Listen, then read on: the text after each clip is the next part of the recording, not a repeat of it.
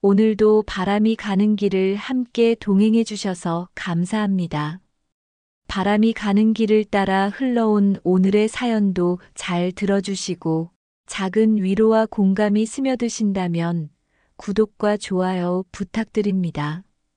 그럼 사연 시작합니다. 저는 김혜란입니다. 올해 68이죠. 남편이 세상을 떠난 건 지난 봄이었습니다.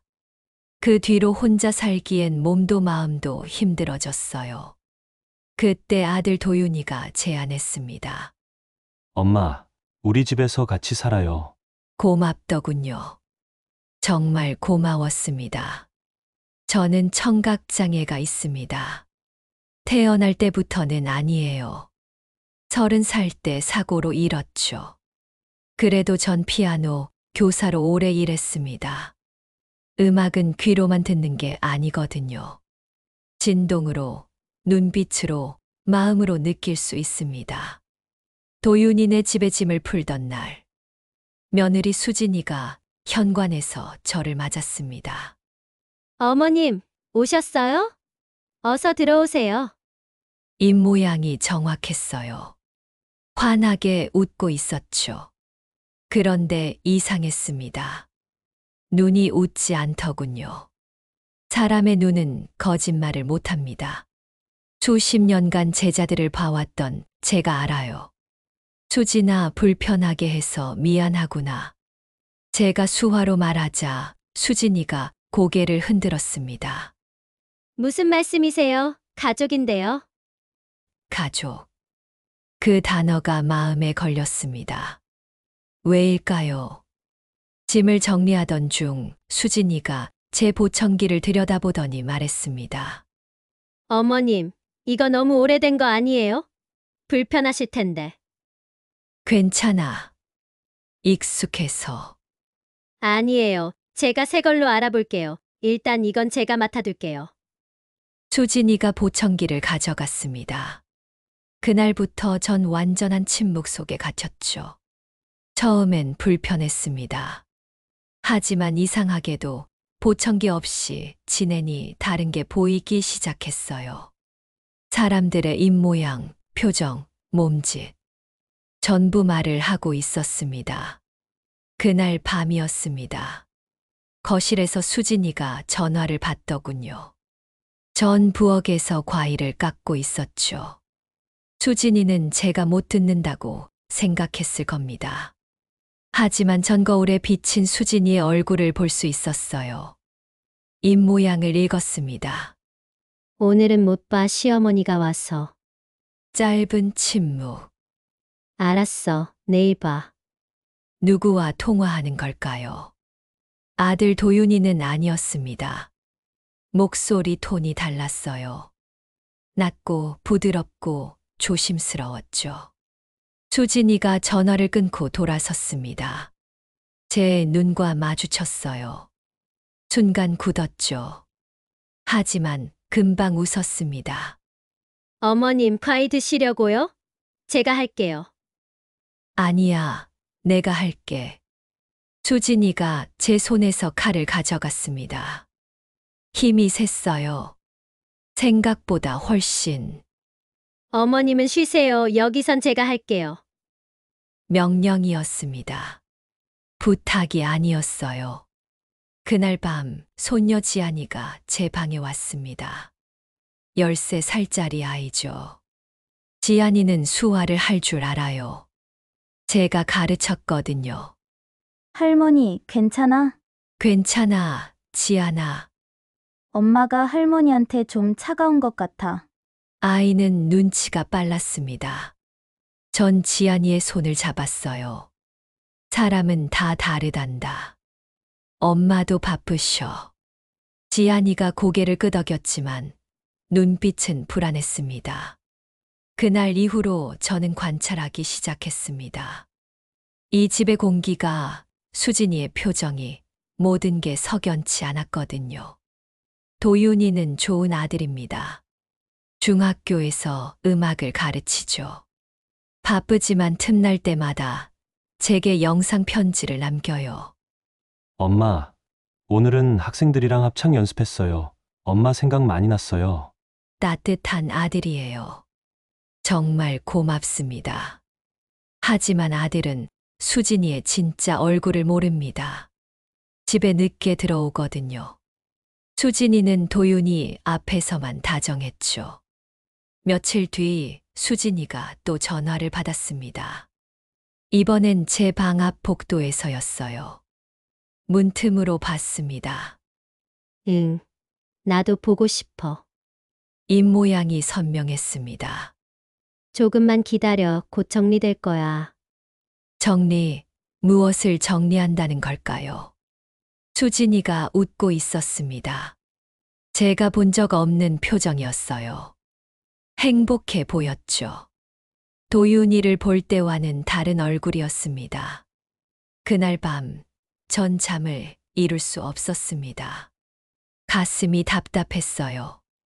뭔가 잘못되고 있다는 느낌. 하지만 증거가 없었습니다. 그저 느낌일 뿐이었죠. 새벽녘 복도에 불이 켜졌습니다. 수진이가 나가는 소리가 느껴졌어요. 진동으로 알 수 있었죠. 어디 가는 걸까요? 이 시간에 창문으로 내다봤습니다. 수진이가 차를 타고 떠나더군요. 옷차림이 화려했습니다. 새벽 4시에 말이죠. 전 그때 확신했습니다. 뭔가 크게 잘못되고 있다고. 보청기 없는 생활이 일주일째 이어졌습니다. 수진아, 보청기는 언제쯤 나오니? 제가 물었죠. 수진이는 밝게 웃으며 대답했습니다. 아, 맞다. 깜빡했어요. 이번 주 안에 알아볼게요. 깜빡했다고요? 일주일이나 지났는데. 그날도 도윤이는 늦었습니다. 학생들 상담이 있다고 했죠. 저녁 6시에 나가서 10시가 넘어 들어왔어요. 전 거실에서 차를 마시고 있었습니다. 엄마, 아직 안 주무셨어요? 도윤이가 깜짝 놀라며 다가왔습니다. 전 웃으며 손을 흔들었죠. 괜찮아. 잠이 안 와서. 엄마, 불편한 건 없으세요? 수진이가 잘 챙겨드리죠? 전 고개를 끄덕였습니다. 뭐라고 말할 수 있었겠어요. 아들 앞에서 며느리를 나쁘게 말할 순 없었죠. 잘 챙겨주는구나. 거짓말이었습니다. 하지만 필요한 거짓말이었어요. 도윤이가 제 손을 잡았습니다. 엄마, 불편하면 꼭 말씀하세요, 알죠? 알지, 아들. 도윤이는 정말 착합니다. 하지만 너무 바빠요. 집안일을 제대로 볼 시간이 없죠. 수진이는 그걸 아는 겁니다. 다음 날 아침이었습니다. 도윤이와 지안이가 출근하고 등교한 뒤 집엔 저와 수진이만 남았어요. 수진이가 부엌에서 설거지를 하고 있었죠. 전 거실을 청소하고 있었습니다. 갑자기 수진이의 휴대폰이 울렸습니다. 진동이 느껴졌어요. 수진이가 급히 전화를 받더군요. 거울로 입모양을 봤습니다. 지금은 안 돼. 시어머니가 있어. 짧은 침묵. 오후에 나갈게. 약속 장소로 와. 또 그 사람이었습니다. 누구일까요? 수진이가 전화를 끊고 저를 돌아봤습니다. 제가 보고 있다는 걸 눈치챘을까요? 수진이의 표정이 굳었어요. 하지만 금방 풀렸죠. 어머님, 청소는 제가 할게요. 아니야, 내가 할 수 있어. 어머님 연세에 이런 거 하시면 안 되죠. 수진이는 제 손에서 걸레를 빼앗았습니다. 힘이 거칠었어요. 어머님은 방에서 쉬세요. 명령조였습니다. 전 할 수 없이 방으로 들어갔죠. 오후 2시쯤 수진이가 나갔습니다. 화장을 진하게 하고 향수를 뿌리고 하이힐을 신었어요. 부동산 일을 한다더니 왜 저렇게 차려입을까요? 전 창문으로 지켜봤습니다. 수진이가 차를 타고 떠났죠. 방향은 시내 쪽이었어요. 그때 지안이가 학교에서 일찍 돌아왔습니다. 조퇴를 했나 봐요. 지안이가 제 방으로 왔죠. 할머니, 엄마 어디 갔어? 일하러 갔대. 지안이가 고개를 갸우뚱했습니다. 엄마 요즘 이상해 맨날 나가. 아이도 느낀 거죠. 전 지안이를 안아줬습니다. 엄마도 바쁘신 거야. 근데 할머니, 어제 이상한 거 봤어. 뭘? 지안이가 휴대폰을 꺼냈습니다. 사진이 한 장 있었어요. 수진이가 한 남자와 함께 있는 모습이었죠. 남자가 수진이의 허리에 손을 두르고 있었습니다. 제 손이 떨렸습니다. 지안아, 이거 어디서 찍었니? 어제 학원 가다가 봤어. 카페 앞에서. 아빠한테 말했니? 지안이가 고개를 저었습니다. 말해야 돼. 근데 아빠 슬퍼할 것 같아서. 저도 말을 못했습니다. 어떻게 해야 할지 몰랐어요. 할머니가 생각해 볼게. 일단 이 사진은 지우지 마. 지안이가 고개를 끄덕였습니다. 그날 밤 수진이는 늦게 돌아왔습니다. 8시쯤이었죠. 도윤이는 아직 안 왔어요. 수진이는 현관문을 열며 들어왔습니다. 향수 냄새가 짙었죠. 전 냄새를 못 맡지만 지안이의 표정으로 알 수 있었어요. 수진이가 거울로 저를 봤습니다. 눈빛이 날카로웠어요. 어머님, 저녁은 드셨어요? 먹었어. 그럼 설거지 좀 해주세요. 말이 짧아졌습니다. 존댓말이지만 명령이었죠. 전 부엌으로 갔습니다. 싱크대엔 그릇이 쌓여 있었어요. 물을 틀었는데 뜨거웠습니다. 너무 뜨거웠어요. 손이 될 정도였죠. 수진이가 옆에 서 있었습니다. 웃고 있었어요. 어머님, 뜨거운 물로 해야 깨끗하죠. 전 참았습니다. 손이 빨개졌지만 참았어요. 도윤이한테 걱정 끼치고 싶지 않았거든요. 설거지를 마치고 방으로 돌아왔습니다. 손이 화끈거렸죠. 연고를 바르며 생각했습니다. 이건 시작일 뿐이라고. 앞으로 더 심해질 거라고. 그날 밤 잠들기 전에 도윤이가 예전에 선물해 준 물건을 꺼냈습니다. 작은 홈 CCTV였어요. 엄마 혼자 계실 때 불안하시면 이거 쓰세요. 라고 했었죠. 전 그걸 거울 뒤에 숨겼습니다. 렌즈가 거실 쪽을 향하도록요. 이제부터 소리는 없지만 눈으로 모든 걸 기록하겠다고 다짐했습니다. CCTV를 설치한 지 사흘이 지났습니다. 그동안 수진이의 행동은 더 노골적으로 변했어요. 도윤이가 있을 땐 상냥하지만 둘만 있을 땐 차갑고 거칠었죠. 전 모든 걸 참았습니다. 아들에게 짐이 되고 싶지 않았거든요. 그날 저녁 수진이가 또 외출 준비를 했습니다. 화장대 앞에서 립스틱을 바르고 목걸이를 걸고 향수를 뿌렸죠. 거울로 봤어요. 수진이의 얼굴이 환했습니다. 설레는 표정이었어요. 어머님, 저 오늘 약속 있어서 늦어요. 지안이랑 저녁 드세요. 말은 공손했지만 눈빛은 차가웠습니다. 알았어. 수진이가 나가자마자 지안이가 제 방으로 왔습니다. 할머니, 나 엄마 따라가 볼까? 안 돼. 위험해. 근데 엄마 진짜 이상해 맨날 밤에 나가고. 지안이의 목소리가 떨렸습니다. 아이도 불안한 거죠. 할머니가 알아볼게. 지안이는 걱정 마. 하지만 전 이미 알고 있었습니다. 수진이가 불륜을 저지르고 있다는 걸요. 이틀 뒤 결정적인 순간이 왔습니다.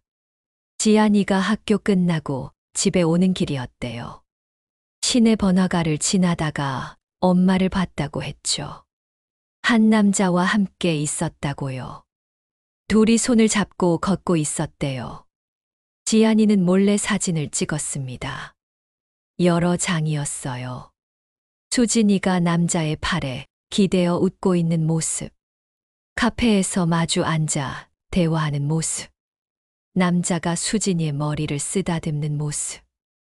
지안이가 프린트까지 해왔습니다. 할머니, 이거 아빠한테 보여줘야 돼. 제 손이 떨렸습니다.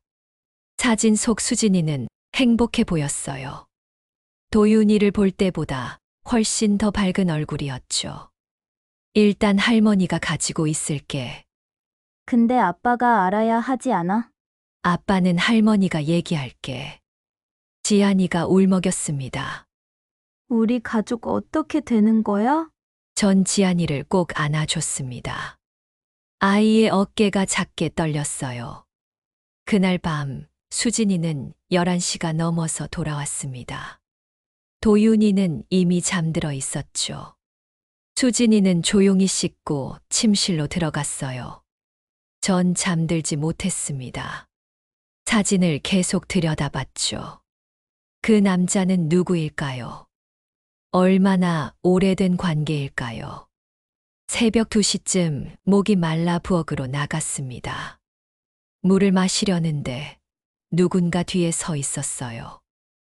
수진이었습니다. 깜짝 놀랐죠. 수진이가 제 눈을 똑바로 보고 있었어요. 표정이 싸늘했습니다. 어머님, 잠 안 주무세요? 목이 말라서 수진이가 한 발짝 다가왔습니다. 요즘 어머님 저 지켜보시죠? 제 심장이 빨리 뛰었습니다. 무슨 소리니? 들리지도 않으면서 자꾸 제 일에 관심 가지시네요.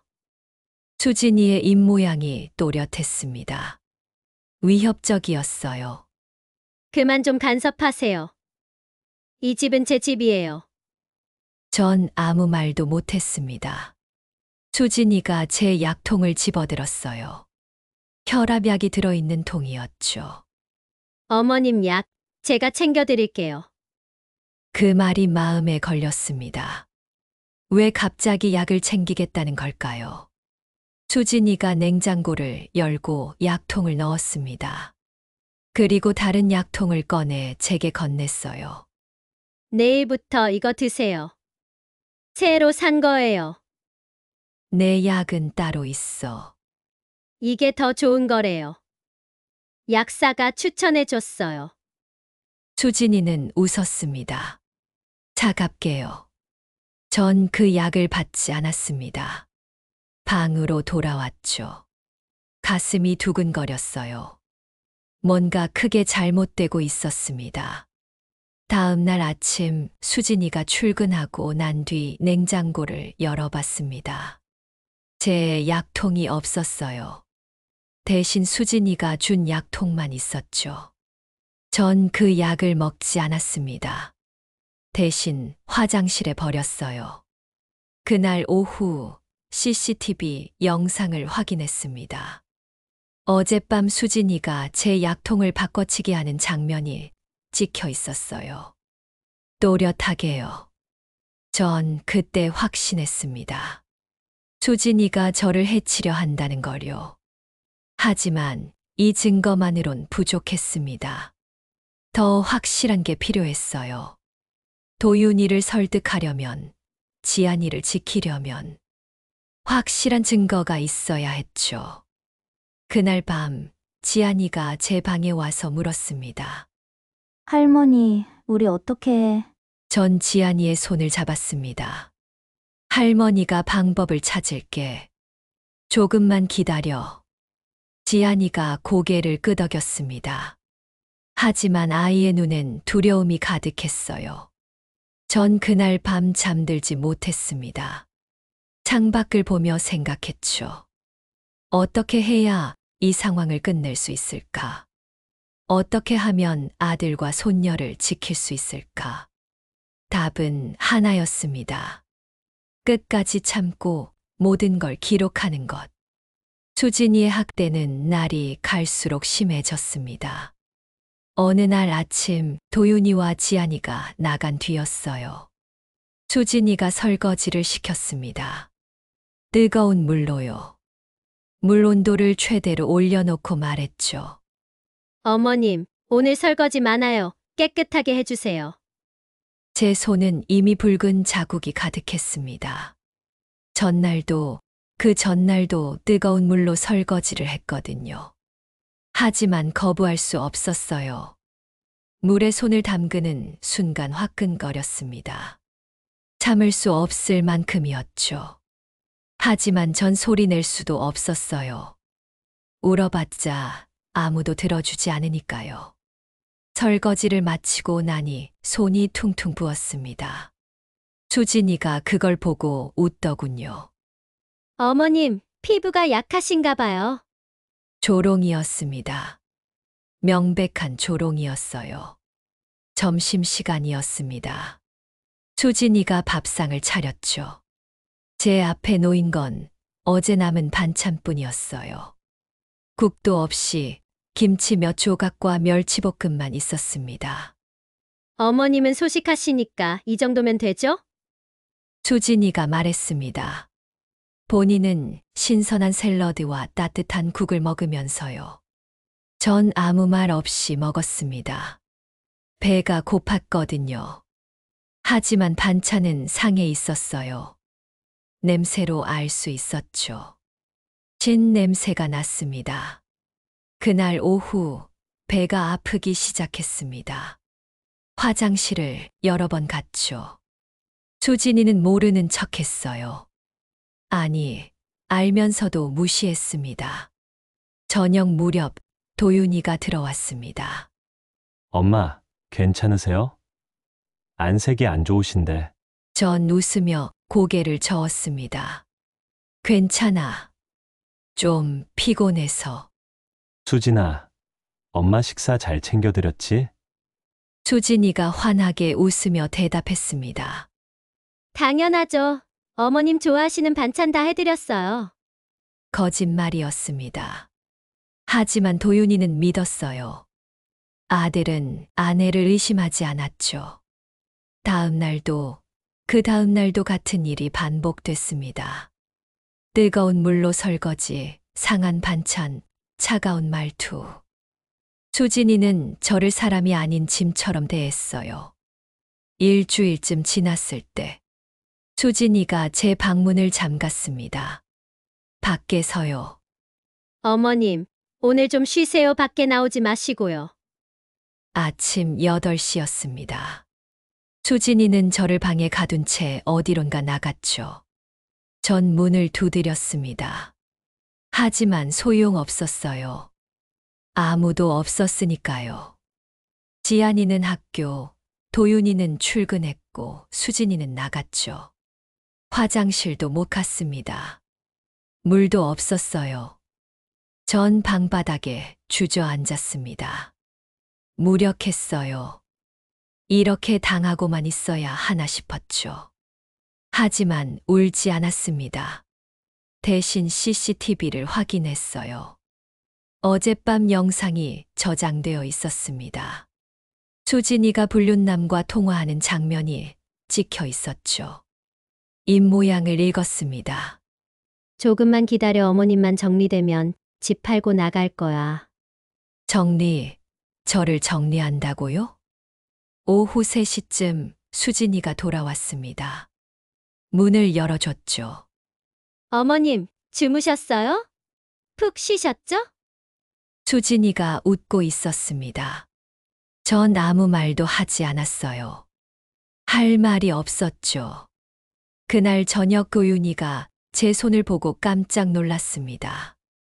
엄마, 손이 왜 이래요? 아, 설거지 하다가 그랬어.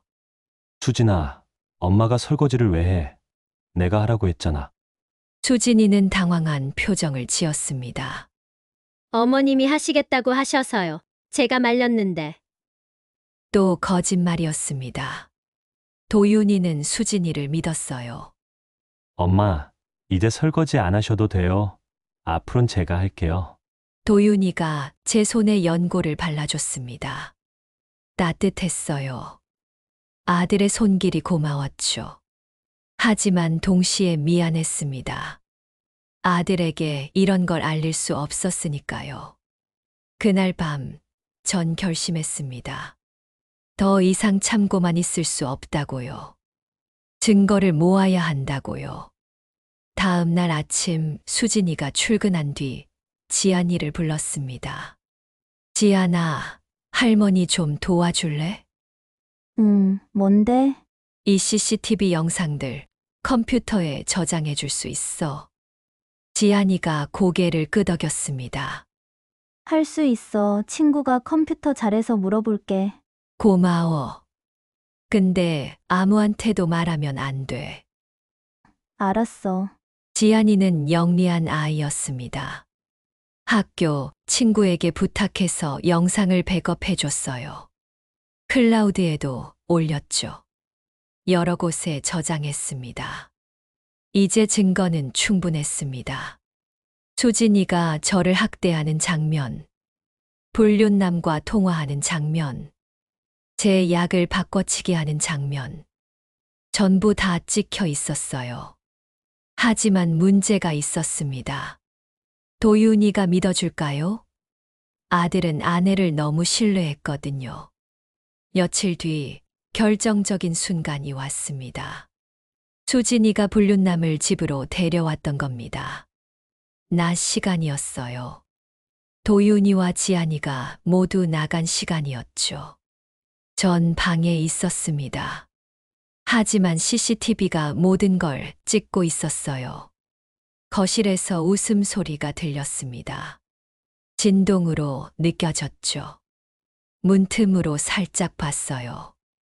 수진이가 남자와 소파에 앉아 있었습니다. 와인을 마시고 있었죠. 남자가 수진이의 어깨에 손을 올렸습니다. 수진이가 남자에게 기댔어요. 둘이 키스를 했습니다. 제 가슴이 무너졌습니다. 이게 우리 집에서 벌어지는 일이라니. 도윤이의 집에서 말이죠. 그때였습니다. 현관문이 열렸어요. 도윤이가 일찍 들어온 겁니다. 수진이와 남자가 화들짝 놀랐죠. 하지만 도윤이는 현관에서 신발을 벗고 있었습니다. 남자는 재빨리 화장실로 숨었어요. 수진이는 급히 와인잔을 치웠죠. 도윤이가 거실로 들어왔습니다. 혼자 와인 마시고 있었어? 응. 스트레스 풀려고. 엄마는 방에 계셔. 도윤이가 제 방으로 왔습니다. 문을 두드렸죠. 엄마, 저 왔어요. 전 문을 열었습니다. 아들의 얼굴이 밝았어요. 엄마, 오늘 일찍 끝나서 왔어요. 같이 저녁 먹어요. 그래, 좋지. 도윤이가 나간 뒤 전 조용히 거실 쪽을 봤습니다. 남자는 이미 빠져나간 뒤였어요. 수진이는 혼자 서 있었죠. 제 눈과 마주쳤습니다. 수진이의 눈빛이 차가워졌습니다. 위협적이었어요. 말하면 어떻게 될지 알지? 라고 말하는 것 같았죠. 하지만 전 이미 모든 걸 기록했습니다.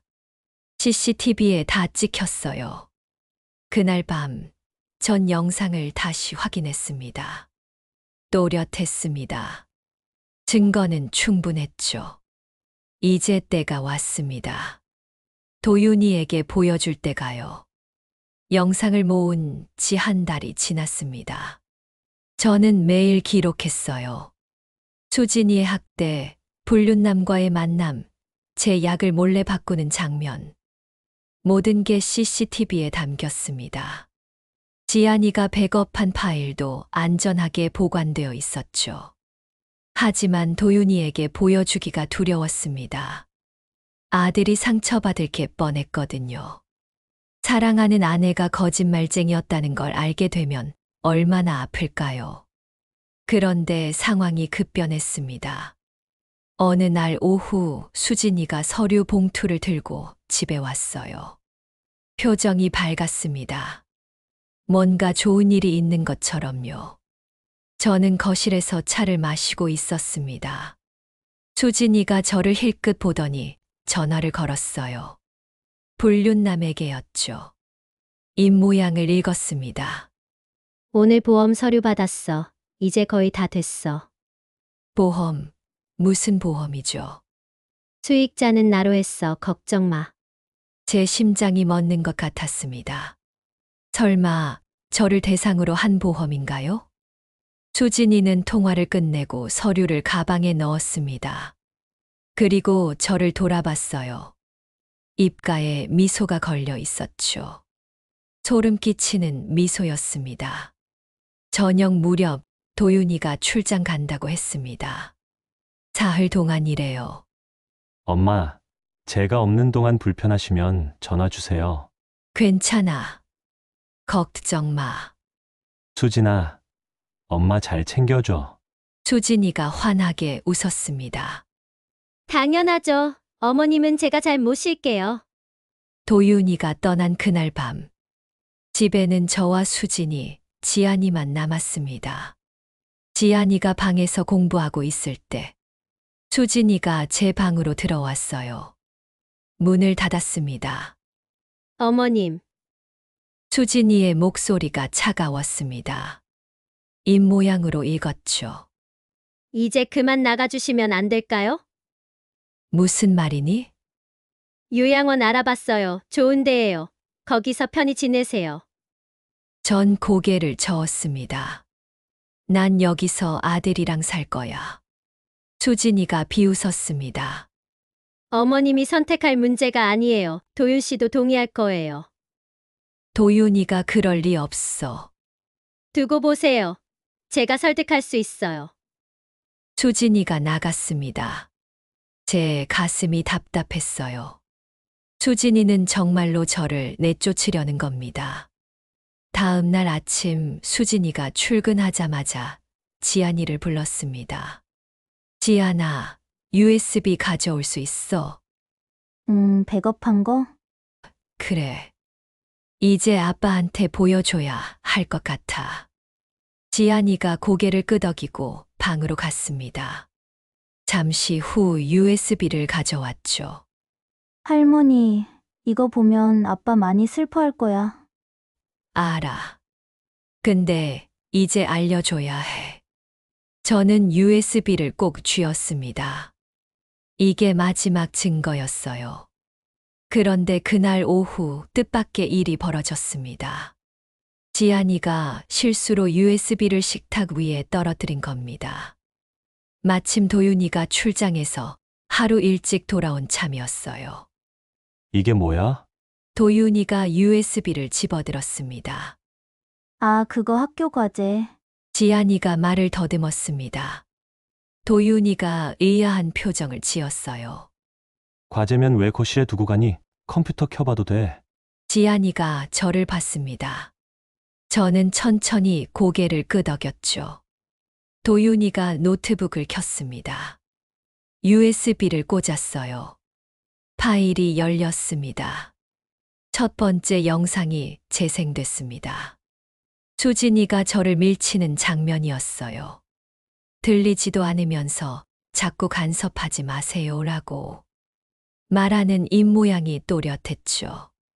도윤이의 표정이 굳었습니다. 두 번째 영상이 이어졌습니다. 수진이가 불륜남과 소파에 앉아 키스하는 장면이었어요. 도윤이의 손이 떨렸습니다. 세 번째 영상. 수진이가 불륜남에게 어머님만 정리되면 집 팔고 나갈 거야 라고 말하는 장면. 보험금도 받고 라는 말까지 입모양으로 읽혔습니다. 노트북이 바닥에 떨어질 뻔했습니다. 도윤이가 급히 잡았죠. 이게 진짜야? 도윤이가 저를 봤습니다. 눈이 붉어져 있었어요. 저는 고개를 끄덕였습니다. 엄마, 그동안 이런 일이 도윤이의 목소리가 떨렸습니다. 제 가슴이 무너졌어요. 미안해, 도윤아. 왜 말씀 안 하셨어요? 너한테 짐이 되기 싫었어. 도윤이가 제 손을 꼭 잡았습니다.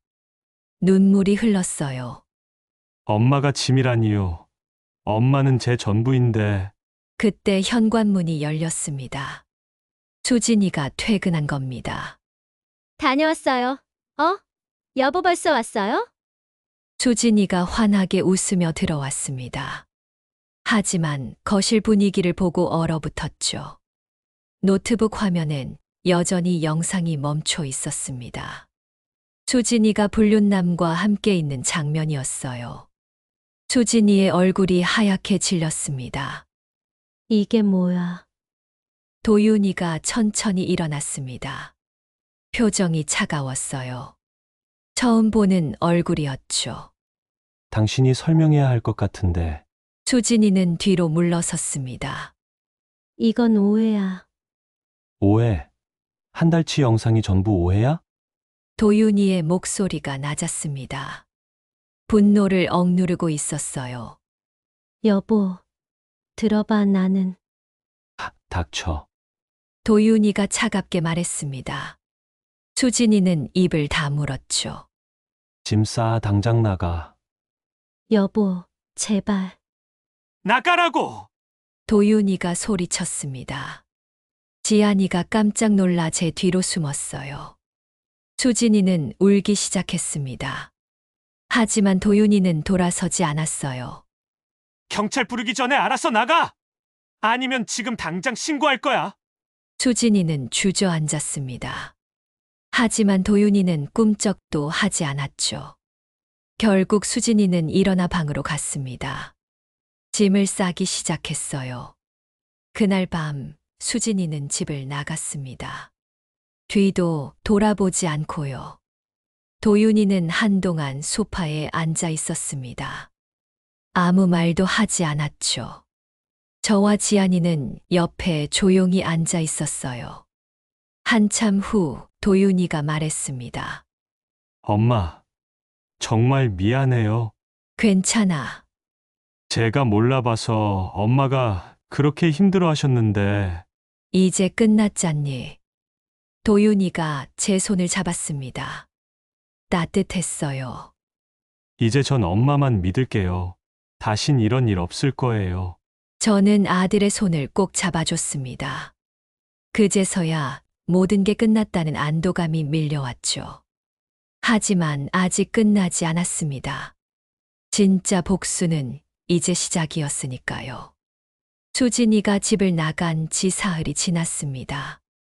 도윤이는 말이 없었어요. 출근했다가 돌아오면 방에만 있었죠. 밥도 제대로 안 먹었습니다. 제 마음이 아팠어요. 지안이도 조용했습니다. 학교에서 돌아오면 할머니 방에만 와서 앉아 있었죠. 할머니, 우리 이제 어떻게 돼? 괜찮아질 거야. 아빠가 너무 슬퍼 보여. 시간이 약이란다. 하지만 전 알고 있었습니다. 이대로 끝낼 수 없다는 거요. 수진이가 저지른 일은 단순한 불륜과 학대가 아니었어요. 보험금을 노린 계획적인 범죄였죠. 그래서 전 결심했습니다. 옛 제자에게 연락하기로요. 이강석. 제가 30년 전에 피아노를 가르쳤던 학생이었습니다. 지금은 경찰 수사관이 됐다고 들었어요. 착한 아이였죠. 정의감도 강했고요. 저는 지안이에게 부탁했습니다. 지안아, 이강석 아저씨 연락처 좀 찾아줄래? 누군데? 할머니 옛날 제자야. 경찰이래.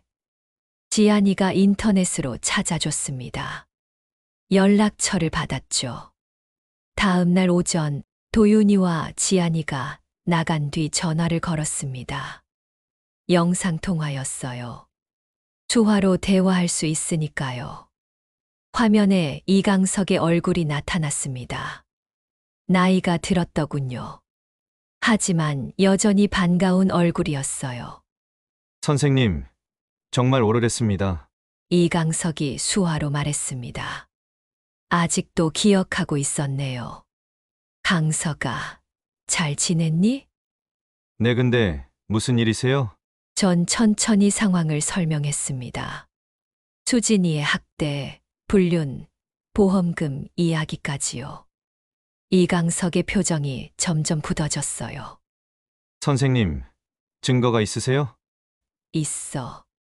영상이랑 사진 다 있어. 보내주실 수 있어요? 저는 지안이가 백업해둔 파일을 전송했습니다. 이강석이 영상을 확인했죠. 한참 후 이강석이 고개를 끄덕였습니다. 이 정도면 충분합니다. 학대, 사기, 보험 사기 미수까지 적용 가능해요. 정말 네, 선생님, 제가 처리할게요. 걱정 마세요. 이강석의 눈빛이 단호했습니다. 믿을 수 있었어요. 고마워, 강석아. 선생님은 제 은인이세요. 당연히 도와드려야죠. 영상통화를 끝낸 뒤 제 마음이 조금 가벼워졌습니다. 이제 법의 심판을 받게 될 거예요.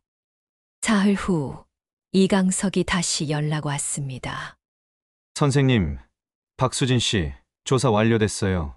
어떻게 됐니? 불륜남이랑 공모해서 보험 사기 계획한 게 확실해요. 통화 기록이랑 문자 다 확보했습니다. 그 남자도 잡았어? 네, 사기 전과가 여러 건 있더라고요. 수배 중이었어요. 제 손이 떨렸습니다. 수지는 처음부터 저를 이용하려 했던 거죠. 이제 어떻게 되니? 검찰에 송치했어요. 곧 기소될 겁니다. 도윤이는 알아? 아직이요. 선생님이 먼저 말씀하시는 게 좋을 것 같아요. 저는 고개를 끄덕였습니다. 아들에게 말해야죠. 그날 저녁 도윤이가 퇴근했습니다. 표정이 여전히 어두웠어요. 저는 아들을 거실로 불렀습니다. 도윤아, 앉아봐. 왜요, 엄마? 너한테 할 얘기가 있어. 저는 천천히 설명했습니다. 보험 이야기, 이강석 수사관에게 연락한 것. 수진이와 불륜남이 잡힌 것까지요. 도윤이의 얼굴이 하얗게 질렸습니다. 보험금을 엄마를... 그래. 수진이가 날 없애려고 했던 거야. 도윤이가 주먹을 쥐었습니다. 손이 떨리고 있었어요. 제가 그런 사람이랑 살았다니. 넌 몰랐어. 수진이가 잘 숨겼으니까. 엄마가 죽을 수도 있었잖아요. 도윤이의 목소리가 커졌습니다. 분노와 자책이 섞여 있었죠. 하지만 안 죽었잖니. 우리 모두 무사해. 저는 아들의 손을 잡았습니다. 진정시켜야 했어요. 이제 끝났어. 수진이는 법의 심판을 받을 거야. 도윤이가 고개를 숙였습니다. 어깨가 떨렸어요. 울고 있는 게 느껴졌죠. 엄마, 정말 미안해요. 제가 제대로 봤어야 했는데. 아니야. 넌 잘못이 없어. 전 아들을 안아줬습니다. 도윤이가 제 품에서 한참 울었어요. 일주일 후 재판 날짜가 잡혔습니다. 이강석이 연락 왔어요. 선생님도 증인으로 출석하셔야 해요. 저는 준비했습니다. 법정에서 모든 걸 말할 거예요. 재판 전날 밤 도윤이가 제 방에 왔습니다. 엄마, 내일 같이 가요. 그래. 제가 지켜드릴게요. 도윤이의 눈빛이 달라져 있었습니다. 더 이상 슬프지 않았어요. 단호했죠. 고마워, 도윤아. 엄마한테 그런 짓을 한 사람은 용서 못해요, 절대로. 도윤이의 목소리가 차가웠습니다. 아들이 변했어요. 이제는 저를 지킬 준비가 된 거죠. 재판 당일 우리는 법정에 갔습니다. 수진이가 피고석에 앉아 있었어요. 수척해 보였죠. 하지만 저는 동정하지 않았습니다. 재판이 시작됐습니다. 검사가 증거를 제시했어요. 영상, 통화 기록, 보험 서류까지요. 수진이는 아무 말도 하지 못했습니다. 증거가 너무 명확했으니까요. 제 차례가 왔습니다. 증인석에 앉았죠. 판사가 물었습니다. 주와 통역사가 옆에 있었어요. 증인은 피고에게 어떤 피해를 입었습니까? 저는 천천히 대답했습니다. 학대당했습니다. 매일 뜨거운 물로 설거지를 강요당했고, 상한 음식을 먹었고, 방에 갇혔습니다. 더 있습니까? 피고는 제 약을 바꿔치기 했습니다. 그리고 제 명의로 보험에 가입했죠. 수익자는 본인으로요. 법정이 술렁였습니다. 증인은 어떻게 이 사실을 알게 됐습니까? 제가 CCTV를 설치했습니다. 모든 걸 기록했어요. 판사가 고개를 끄덕였습니다. 재판은 2시간 동안 이어졌습니다. 마지막에 도윤이도 증인으로 나섰어요. 피고는 저희 아내였습니다. 하지만 제 어머니를 해하려 했습니다. 용서할 수 없습니다. 도윤이의 목소리가 떨렸지만 단호했습니다. 재판이 끝났습니다. 판결은 다음 주에 나온대요. 법정을 나서는데 수진이가 저를 봤습니다. 눈물을 흘리고 있었죠. 하지만 전 돌아보지 않았습니다. 끝난 일이니까요. 판결일이 일주일 뒤로 잡혔습니다. 그 일주일 동안 우리 집은 조금씩 평화를 되찾았어요. 도윤이는 예전처럼 웃기 시작했고, 지안이도 밝아졌죠. 하지만 도윤이에겐 아직 해야 할 일이 남아 있었습니다. 판결 전날 밤이었어요. 도윤이가 거실 피아노 앞에 앉았습니다. 오랜만이었죠. 결혼한 뒤론 거의 안 쳤거든요. 손가락이 건반 위를 천천히 움직였습니다. 쇼팽의 녹턴이었어요. 제가 가장 좋아하는 곡이죠. 전 소파에 앉아 아들을 지켜봤습니다. 진동이 느껴졌어요.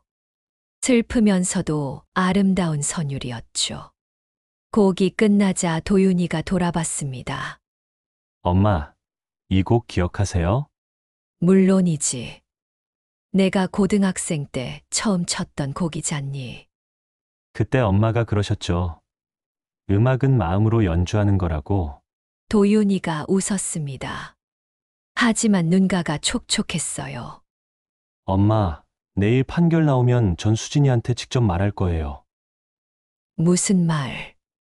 사람을 해한 대가엔 변명도 용서도 없다고요. 도윤이의 목소리가 단호했습니다. 아들이 정말 변했어요. 더 이상 순진하지 않았죠.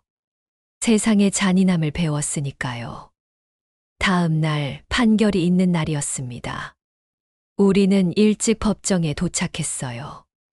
방청석에 앉아 기다렸죠. 이강석 수사관도 와 있었습니다. 선생님, 오늘 좋은 결과 나올 겁니다. 이강석이 수화로 말했습니다. 믿음직스러웠어요. 재판이 시작됐습니다. 판사가 들어왔죠. 피고인 박수진 앞으로 나오시오. 수진이가 일어났습니다. 얼굴이 창백했어요. 머리는 산발이었고 옷도 구겨져 있었죠. 판사가 판결문을 읽기 시작했습니다. 피고인 박수진은 피해자 김혜란에게 지속적인 학대를 가했고 보험 사기를 공모했으며 배우자에게 불륜을 저질렀다. 이는 명백한 범죄 행위다. 법정이 조용했습니다.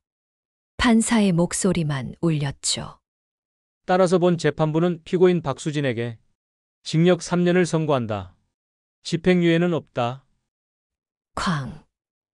망치 소리가 울렸습니다. 수진이는 주저앉았습니다.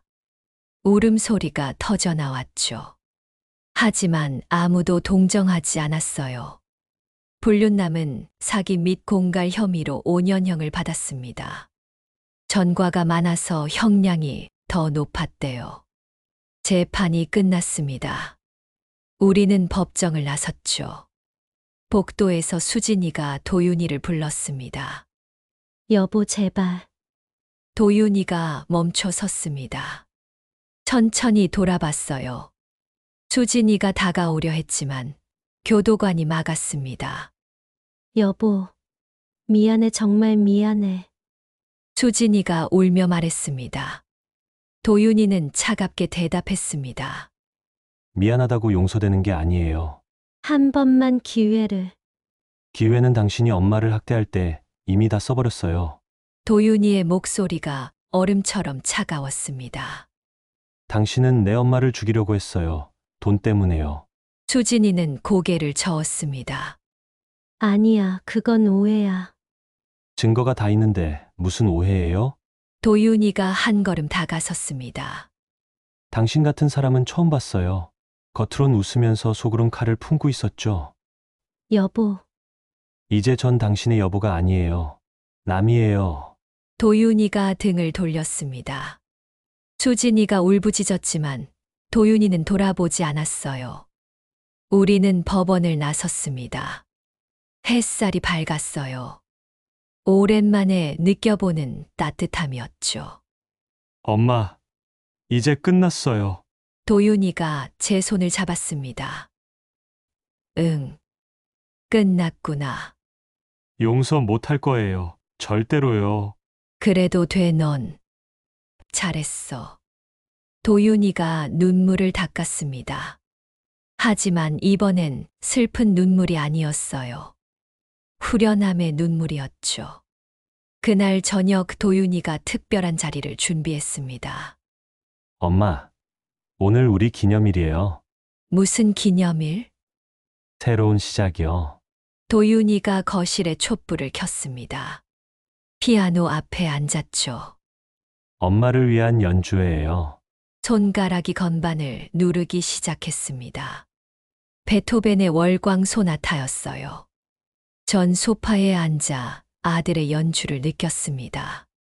진동이 온몸으로 전해졌죠. 슬프지만 희망적인 선율이었어요. 지안이가 옆에 와서 앉았습니다. 제 손을 잡았죠. 할머니, 이제 행복해질 거지? 그럼 우리 모두 행복해질 거야. 연주가 끝났습니다. 도윤이가 일어나 제게 다가왔어요.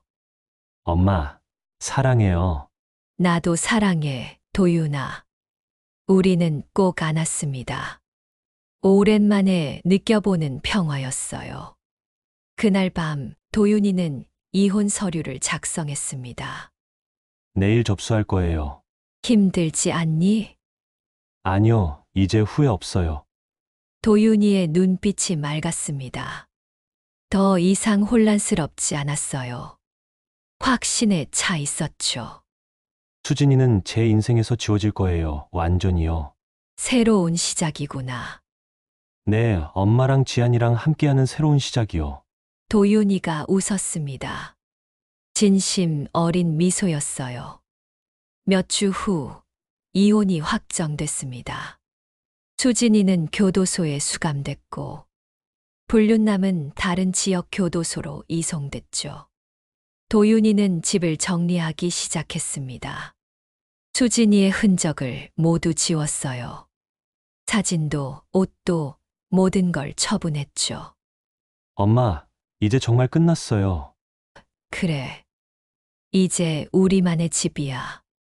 도윤이가 제 어깨에 머리를 기댔습니다. 엄마가 아니었으면 전 아직도 속고 살았을 거예요. 아니야. 넌 언젠가 알아챘을 거야. 근데 엄마가 먼저 알려줘서 다행이에요. 더 큰 일이 생기기 전에요. 도윤이의 목소리가 따뜻했습니다. 저녁 무렵 지안이가 학교에서 돌아왔습니다. 할머니, 아빠, 나 좋은 소식 있어. 뭔데? 피아노 대회에서 상 받았어. 지안이가 상장을 펼쳐 보였습니다. 금상이었어요. 우리 지안이 대단한데? 도윤이가 지안이를 안아 올렸습니다. 할머니가 가르쳐 주신 덕분이야. 지안이가 저를 보며 웃었습니다. 할머니, 고마워요. 아니야. 지안이가 잘한 거야. 우리는 그날 밤 함께 저녁을 먹었습니다. 오랜만에 웃음소리가 가득한 식탁이었어요. 도윤이가 말했습니다. 엄마, 제가 엄마를 지킬게요, 평생요. 고마워, 도윤아. 이제 아무도 엄마를 해치지 못해요, 제가 있으니까요. 도윤이의 눈빛이 단호했습니다. 아들이 정말 강해졌어요. 복수는 끝났습니다. 이제 남은 건 새로운 시작뿐이었죠. 수진이의 선고가 확정된 지 석 달이 지났습니다. 우리의 삶은 천천히 정상으로 돌아왔어요. 도윤이는 학교에서 더 열심히 학생들을 가르쳤고, 지안이는 피아노 실력이 부쩍 늘었죠. 저는 병원에 다니기 시작했습니다. 이강석 수사관이 좋은 의사를 소개해 줬거든요. 선생님, 청각 보조기 수술 받아보시는 게 어때요? 의사가 말했습니다. 제 나이에도 가능해요? 물론이죠. 요즘 기술이 많이 발전했어요. 저는 고민했습니다. 청각을 잃은 지 40년 가까이 됐거든요. 다시 들을 수 있을까요? 도윤이가 제 손을 잡았습니다. 엄마, 해보세요. 제 목소리 듣고 싶지 않으세요? 그 말에 마음이 움직였습니다. 아들의 목소리를 듣고 싶었어요. 그럼 해볼까? 네, 제가 옆에 있을게요.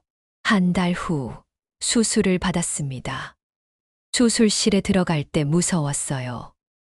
하지만 도윤이가 손을 꼭 잡아줬죠. 엄마, 잘 될 거예요. 걱정 마세요. 수술은 3시간 걸렸습니다. 깨어났을 때 귀에 붕대가 감겨 있었어요. 의사가 말했습니다. 수술 잘 됐어요. 일주일 후에 확인해 봅시다. 일주일이 지났습니다. 붕대를 풀 날이었죠. 도윤이와 지안이가 함께 병원에 왔습니다. 긴장한 얼굴이었어요. 의사가 천천히 붕대를 풀었습니다. 이제 들리세요? 순간 세상이 달라졌습니다. 소리가 들렸어요. 의사의 목소리가 들렸죠. 또렷하게요. 들려요. 제 목소리가 떨렸습니다. 40년 만에 제 목소리를 들었어요. 도윤이가 다가왔습니다. 엄마! 아들의 목소리였습니다. 따뜻하고 부드러웠어요. 눈물이 쏟아졌습니다. 도윤아, 내 목소리가 이렇게 좋았구나.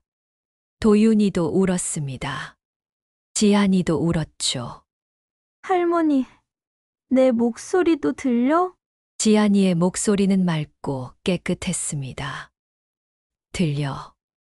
다 들려. 우리는 병원에서 한참 울었습니다. 기쁨의 눈물이었어요. 집으로 돌아오는 길, 모든 소리가 새로웠습니다. 자동차 소리, 사람들의 대화, 바람 소리까지요. 엄마, 신기하죠? 응. 세상이 이렇게 시끄러웠구나. 도윤이가 웃었습니다. 이제 제 연주도 제대로 들으실 수 있어요. 집에 도착하자 도윤이가 피아노 앞에 앉았습니다. 엄마, 이거 들어보세요. 손가락이 건반을 누르기 시작했습니다. 드뷔시의 달빛이었어요. 소리가 들렸습니다. 진짜 소리가요. 진동이 아닌 음악이었죠. 너무 아름다웠습니다. 눈물이 또 났어요. 연주가 끝나자 저도 피아노 앞에 앉았습니다. 오랜만이었죠. 손가락을 건반 위에 올렸습니다. 떨렸어요. 첫 음을 쳤습니다.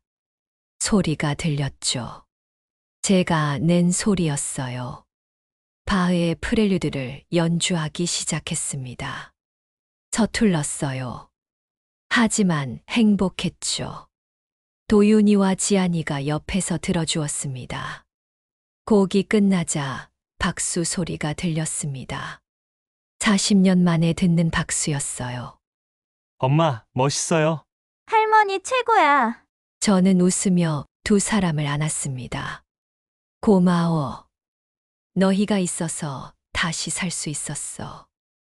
다음 주부터 저는 다시 피아노를 가르치기 시작했습니다. 동네 문화센터에서 시니어 반을 만들었어요. 나이 든 분들이 모여 피아노를 배웠죠. 첫 수업 날 떨렸습니다. 제대로 할 수 있을까요? 안녕하세요. 저는 김혜란입니다. 제 목소리가 떨렸지만 또렷했어요. 저는 청각장애가 있었습니다. 하지만 최근에 수술로 다시 들을 수 있게 됐죠. 수강생들이 놀란 표정을 지었습니다. 음악은 귀로만 듣는 게 아닙니다.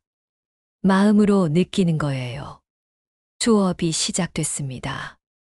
피아노를 가르치는 게 이렇게 행복한 일인지 새삼 깨달았어요. 한 달 후 작은 발표회를 열었습니다. 문화센터 강당에서였어요. 수강생들이 하나씩 연주했죠. 마지막은 제 차례였습니다. 이 곡은 제 아들에게 바칩니다. 쇼팽의 녹턴을 연주했습니다. 객석에 앉은 도윤이가 울고 있었어요. 연주가 끝나자 기립박수가 쏟아졌습니다. 소리가 너무 크게 들렸죠. 하지만 기뻤어요. 그날 밤 집에서 세 사람이 함께 앉아 있었습니다. 엄마, 오늘 정말 멋있었어요. 고마워. 엄마는 제 영웅이에요. 도윤이가 제 손을 꼭 잡았습니다. 아니야. 너희가 내 영웅이지. 지안이가 말했습니다. 할머니, 우리 이제 완전히 행복한 거지? 저는 고개를 끄덕였습니다. 그럼 이제 시작이야. 창밖으로 달빛이 들어왔습니다. 평화로웠어요. 저는 생각했습니다. 소리를 잃었을 때 세상이 끝난 줄 알았죠. 하지만 그게 아니었어요. 오히려 더 많은 걸 볼 수 있었죠. 사람의 진심을, 거짓을, 사랑을요. 그리고 지금 소리를 되찾았습니다. 하지만 제가 정말 되찾은 건 소리가 아니었어요. 가족이었습니다. 희망이었죠. 그리고 다시 시작할 용기였어요. 도윤이가 물었습니다.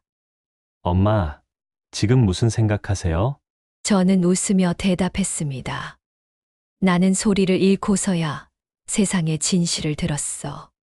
진실은 침묵해도 무너지지 않는다는 걸 배웠지. 이제는요? 이제는 모든 게 들려. 너희의 마음도 사랑도 모든 게 들린다. 도윤이가 저를 안았습니다. 지안이도 안았어요. 우리는 그렇게 오래오래 안고 있었습니다. 밖에서 바람 소리가 들렸습니다. 나무잎이 흔들리는 소리, 멀리서 들리는 자동차 소리, 그리고 우리의 숨소리까지요. 모든 게 아름다웠습니다. 저는 이제 알았습니다. 진정한 행복은 소리에 있는 게 아니라 함께하는 사람에게 있다는 걸요. 그리고 진정한 복수는 상대를 무너뜨리는 게 아니라 내가 더 강해지는 거라는 걸요. 저는 강해졌습니다. 아들도 강해졌죠. 우리는 함께 이겨냈어요. 이제 우리에겐 미래만 남았습니다. 밝고 희망찬 미래가요. 그날 밤 잠들기 전 창문을 열었습니다. 달빛이 쏟아져 들어왔어요. 멀리서 피아노 소리가 들렸습니다. 도윤이가 연습하고 있었죠. 저는 눈을 감았습니다. 음악이 온몸으로 스며들었어요. 행복했습니다. 정말 행복했죠. 이제 저는 다시 음악을 할 수 있습니다. 다시 사랑할 수 있고 다시 살 수 있어요. 소리 없는 벽은 무너졌습니다. 이제 우리 앞엔 무한한 가능성만 펼쳐져 있죠. 저는 웃으며 중얼거렸습니다. 고마워, 도윤아. 고마워, 지안아. 너희가 있어서 엄마는 다시 살 수 있었어. 그리고 조용히 잠들었습니다. 평화로운 잠이었어요. 꿈속에서 음악이 들렸습니다. 아름다운 선율이었죠. 이제 저희 삶도 그 선율처럼 아름답게 흘러갈 겁니다. 오늘의 사연 어떠셨나요? 사연 주인공이나 그 외 등장인물들에게 전할 말씀이 있으시다면 언제든 댓글로 편하게 전해주시고 여러분의 마음에 작은 위로와 공감이 스며드셨다면 구독과 좋아요 부탁드립니다. 여러분들 주변에 이 사연으로 위로가 되실 분들이 계시다면 공유해 주시는 것도 좋을 듯 합니다. 귀한 시간 내어 바람이 가는 길에 동행해 주셔서 감사드리고 늘 건강만 하시길 바랍니다. 감사합니다.